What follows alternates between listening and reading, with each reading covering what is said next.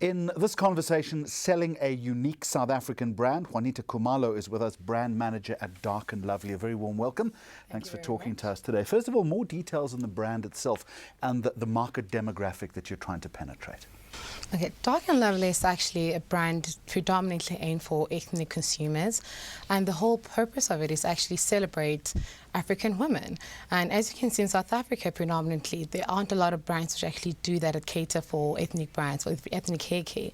And Dark and Lovely is one of those brands which historically came from Softsheen Carson, which is one of the biggest brands previously and historically to actually cater to that particular market.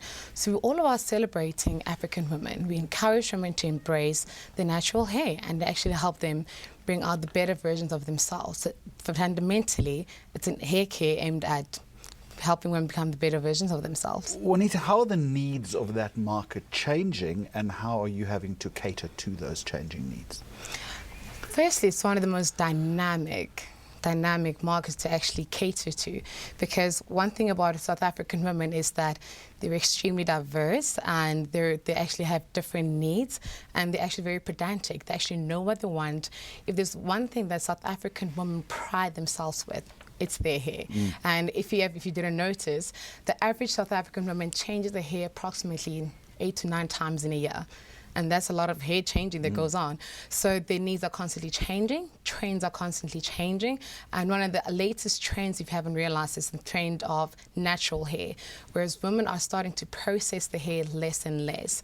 And that is predominantly brought about the culture shift, whereas women are starting to become more accepting of their cultures. They're starting to embrace the cultures more. There's this new term that's buzzing around on social media. It's called being woke. It's basically women the women realizing and maybe starting to actually embrace who and what they are. So as a result of this changing trend, we are seeing less women using chemical treatments, which, funny enough, which goes against Dark and Lovely, because Dark and Lovely is predominantly a chemical brand, a relaxer brand. So how have you had to change your strategy in that perspective? What we've and done, just for the record, it was you that said women are pedantic about their hair, not me. No, of course, no, we absolutely are. If there's anything, your outfit may be on your best outfit, but if your hair's not alright, best believe a woman will not leave the house. So how we've decided to literally change, to adapt to this new trend that we realized, we are actually launching an ethnic hair care brand, one we cater specifically for natural hair. And I mean, we're all about Dark and Lovely. If one thing it prides itself, it's research. We do a lot of research. We talk to our consumers continuously. And one of the platforms that we actually use is the L'Oreal Professional African Hair Salon Institute, which is based in Braamfontein. In Braamfontein, every single corner of Braamfontein, you'll find a hair salon. So we do a lot of research, and as a result of that, a lot of work went into the launch of this natural hair care range. It's coming sometime actually in the next 2 months. So that's one of the premiums that we're actually using to actually cater to the current trend. In terms, Juanita Khumalo, of your marketing strategy, why is pop and celebrity culture important to you, given the inherent risk that an avenue like that always has? Funny enough, what we realize is that consumers are slightly less and less becoming, they're moving away from the celebrity trend, which is very interesting. It is still there as a trend, but however, what we realize is consumers are relying less and less on information from celebrities, simply because they realize that they are humans, they're human beings after all, and that is mainly brought about by social media. They have one-on-one direct contact with them, so we can't hide behind them anymore. Whereas before, it was a distant memory. They could actually put up a facade and maintain that. Whereas now, it's very, very tricky in terms of if you were to select a celebrity typically to become a brand ambassador, it needs to be someone that consumers can really, really resonate with and can actually see that this particular consumer believes in the brand and actually uses the brand. So one interesting thing that is also coming up is realize that bloggers and social media influencers are on the rise, and that simply comes across because consumers want absolute transparency, and that's one platform that we're using by seeding our products with actual consumers who are on the ground.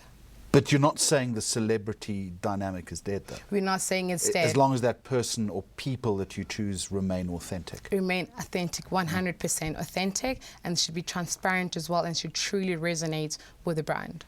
Just finally then, so the blogging, the social media influencers have become very important. So your focus going forward, and a lot of brands could learn from this, is a greater emphasis then on digital media.